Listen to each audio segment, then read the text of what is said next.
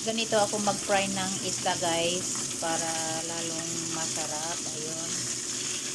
Ilalagyan ko ng luya at saka spring onion saka asin. Yan. Para mas lalong masarap ang pinipiritong isda at mawala yung langsa guys. Yan. Kailangan mainit na mainit yung mantika pag nilalagay para hindi dumikit.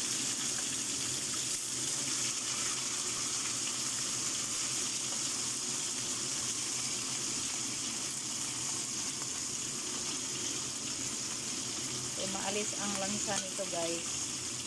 Pag nagprito ka ng isda, nalalagay mo ng spring onion at saka ginger. Tapos toasted.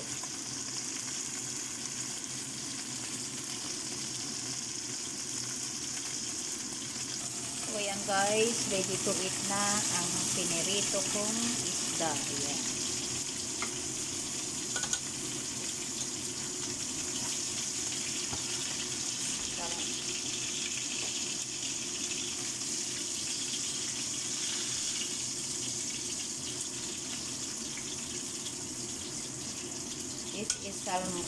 This is mackerel.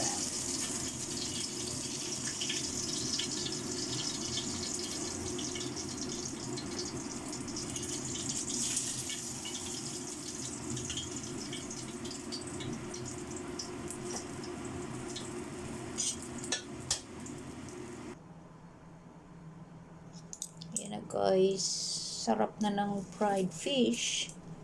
Yan, masyadong crunchy. Yan, toasted siya para mas lalong masarap guys. Yan.